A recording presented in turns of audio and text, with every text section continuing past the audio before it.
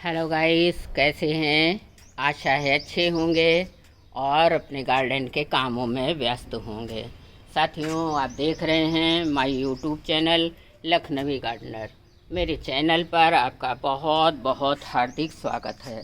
आज मैं आपके लिए लेकर आई हूँ बहुत अहम जानकारी, जिसकी जानकारी हम अडेनियम लवर के लिए बहुत ज़रूरी है।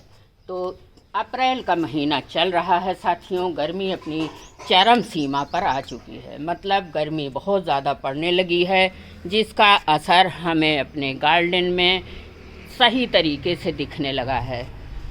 अब सबको लगता है कि अडेनियम पर तेज़ गर्मी और धूप का कोई असर नहीं होता है, क्योंकि सच बात है कि ये डेजर्ट रोज़ है। लेकिन ऐसा बात नहीं है साथियों, अडेनियम को भी असर होता है तेज़ धूप और गर्मी का। चलिए, अब किस तरह से होता है वो मैं आपको दिखाऊंगी कि अडेनियम पर तेज़ धूप का असर कैसे होता है।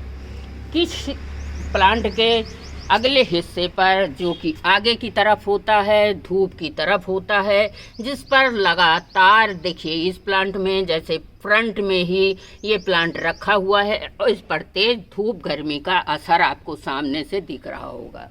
तो इस तरह से तेज़ धूप का असर होता है। सफ़ेद और पीले रंग के इसमें पैच हो जाते हैं, धब्बे पड़ जाते हैं। पैच मतलब धब्बा पड़ जाता है। तो आपका प्लांट इस तरह से तेज़ धूप में जलने लगता है। कई लोगों ने मुझे कमेंट किया कि मैम, मेरे प्लांट की पत्तियां इस तरह से पीली भी होने लगी हैं और फ्लावर इस तरह से सूखने भी लगे हैं। तो कोई बात नहीं है साथियों, तेज़ धूप और गर्मी से अडेनियम की पत्तियां और फ्लावर इस तरह से सूखने लगते हैं। तो जहाँ तक हो सके, अगर आपसे, तो ये सूखे फूल, सूखी पत्तियाँ हटा दीजिए। अब ऊपर की लेयर जो होती है हमारे अडेनियम प्लांट की, वो इस तरह से धूप से जलने जैसी लगती है। हालांकि जो मोटे कोडेक्स वाले प्लांट हैं उनको तो कोई ज़्यादा खतरा नहीं होता है इस तेज़ धूप से, लेकिन जो छोटे छोटे पौधे होते हैं उनको काफ़ी असर कर जाता है। इस जगह पर तो मेरे कोई छोटे प्लांट नहीं हैं। छोटे प्लांट मैंने उधर लगा रखे हैं जहाँ पर केवल 2-3 घंटे की धूप आती है, बस रोशनी रहती है, लेकिन हाई धूप बिल्कुल नहीं रहती है उधर। तो अब मैं आपको इसकी बिल्कुल गहराई बताना चाहूँगी कि ये सनबर्न जो हो जाता है, इससे आगे चल के क्या खतरा हो सकता है। तो जो सनबर्न हो जाता है साथियों, उसकी ऊपर की लेयर ऐसे सूख के स्किन डेड हो जाती है और ये स्किन बाहर की तरफ ऐसे निकलने लगती है। तो आगे चल के होता ये है कि अगर ऊपर की 1-2 लेयर की स्किन निकल गई है और हम पानी पाइप से डालते हैं उस पर, तो वहाँ पर धीरे धीरे अंदर की तरफ रूट रॉट हो जाने का खतरा बन जाता है। अब पानी अंदर चला जाएगा तो जो काला धब्बा, पीला धब्बा होगा वो आपको दिखेगा नहीं और अंदर ही अंदर आपका प्लांट खराब हो जाएगा, रूट रॉट हो जाएगा, मेहनत से पाला पोसा पौधा ख़त्म हो जाएगा।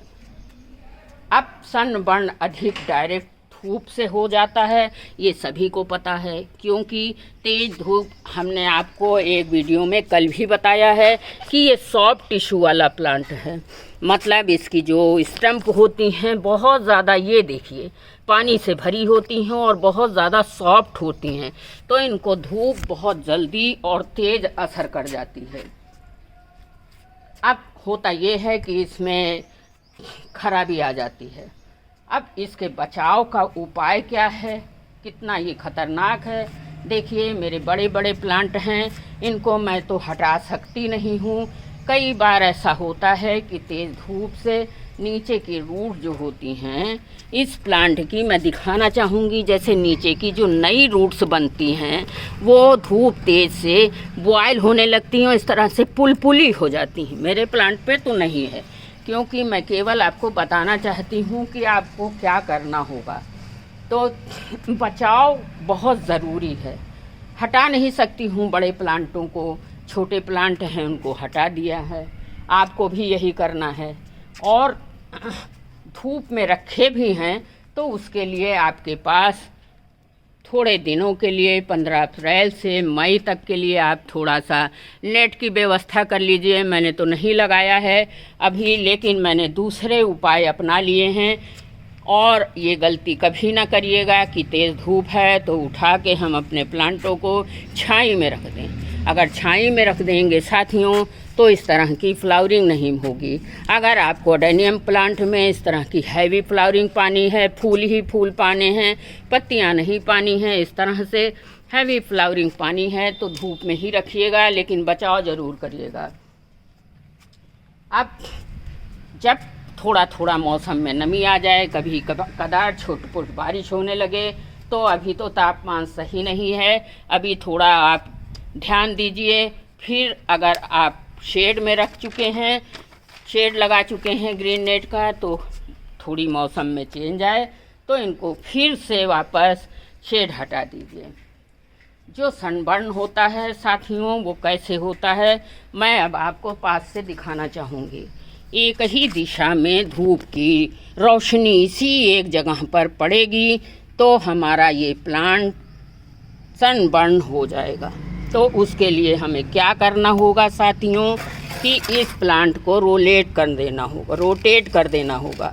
मतलब जैसे अभी इधर धूप लग चुकी है तो इस तरह घुमा दीजिए, इधर धूप लगेगी, अब ये थोड़ा राहत पा जाएगा और इसको सहने की क्षमता मिल जाएगी। तो इस तरह से आपको अपने प्लांट को रोटेट कर देना है। जो धूप वाली जगह थी उसको बैक कर दीजिए और जो छाया वाली जगह थी उसको आगे कर दीजिए। बहुत बड़े बड़े प्लांट हैं साथियों, घुमा भी नहीं पा रही, ये देखिएगा ध्यान से, इस तरह से आपको घुमा देना है। देखिए इधर कोई सनबर्न नहीं है, वो जो था वो पीछे चला गया। अब इस तरह से आपको बड़े प्लांटों को भी घुमा देना है। अब दूसरा तरीका और मैं आपको बताना चाहती हूँ जो कि मैंने अपनाया है। कई लोग कहते हैं अच्छा नहीं लगता, लेकिन साथियों कुछ पाने के लिए कुछ खोने की ज़रूरत तो होती ही है। अगर आप उठा के रख सकते हो तो कर सकते हो तो कर लीजिए, नहीं तो मेरी तरह देखिए कोई बोरी का टुकड़ा ले लीजिए, इस तरह से अपने कॉडेस को चारों तरफ से लपेट दीजिए।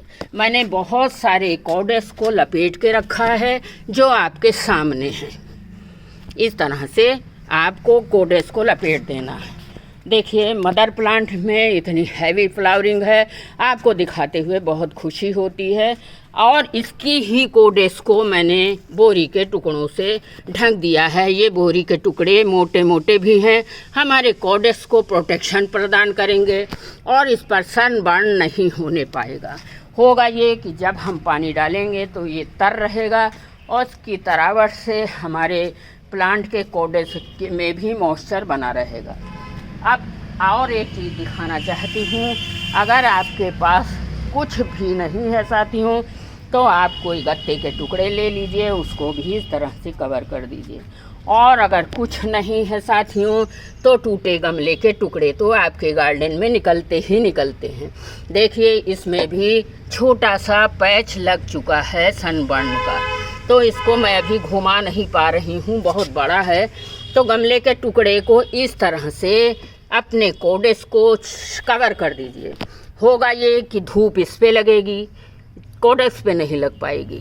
और जब हम पानी डालेंगे तो इसके ये जो गमले का टुकड़ा है ये नम रहेगा, इसकी नमी से हमारे कोडेक्स में मॉइस्चर भी बना रहेगा। इस तरह से साथियों आपको अपने गार्डन में सनबर्न से अपने प्लांटों को बचाना है। अब आपको और बताना चाहती हूँ कि आपके कोडेस को ढक दें तो कभी भी इसमें सनबर्न नहीं होगा, मैं गारंटी लेती हूँ। अगर आपसे हो सके तो आप रोज़ इसको उठाइए रखिए, मेरे से तो नहीं बनता है। हाँ, अब सुबह के लगभग 9 बज रहे हैं, यहाँ पे धूप आने वाली है, मैंने कोडेस को ढक दिया है। शाम को आती हूँ जब पानी आनी देखने चेक करने तो इनके कोडेस को खोल देती हूँ। अब एक बार साथियों इस तरह के तरीके को अपना के देखिए, अगर फ़ायदा ना हो तो बताइएगा।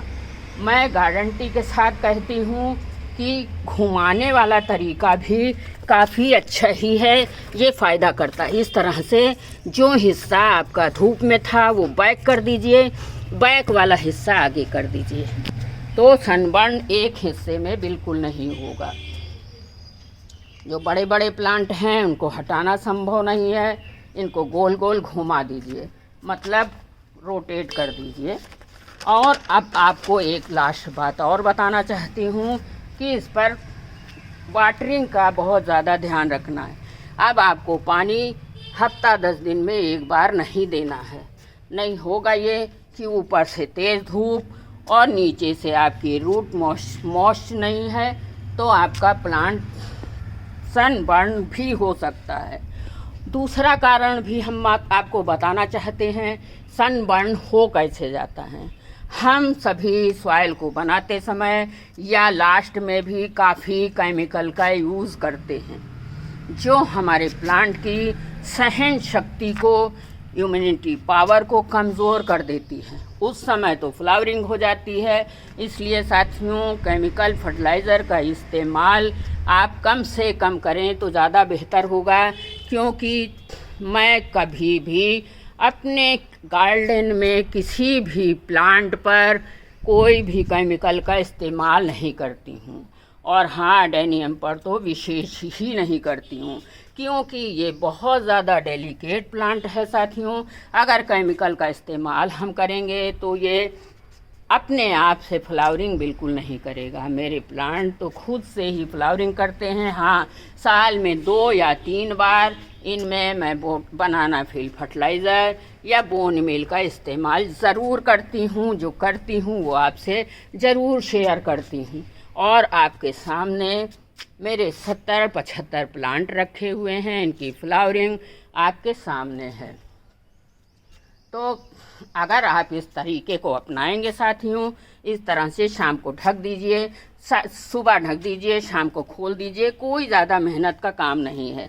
यही मैं कहना चाहती हूँ कि कुछ पाने के लिए कुछ करना तो पड़ता ही है। तो अगर एडेनियम के कोडेस को सनबर्न से बचाना है तो थोड़ी सी मेहनत कर लीजिए, नहीं तो नेट लगवा लीजिए। मैं तो नहीं कर पाती हूँ नेट का इंतज़ाम, क्योंकि कहाँ तक रखूँगी, 400 प्लांट हैं, किनको किनको मैं नेट में रखूँगी। चलिए, वीडियो की जानकारी अच्छी लगी है तो लाइक कमेंट ज़रूर करिएगा। चैनल पर पहली बार आए हैं साथियों तो सब्सक्राइब ज़रूर कर दीजिएगा, ताकि आपको एडेनियम प्लांट की बिल्कुल अच्छी और नई नई जानकारियाँ बराबर आपके स्क्रीन पे मिलती रहें। और सब्सक्राइब के बाद बेल आइकन को भी प्रेस ज़रूर करिएगा साथियों, ताकि आपको जानकारी पहले से पहले मिल जाए। आपके वीडियो में इतना ही, अगली बार फिर मिलती हूँ किसी नई जानकारी के साथ। तब तक के लिए हैप्पी गार्डनिंग, थैंक यू, बहुत बहुत धन्यवाद।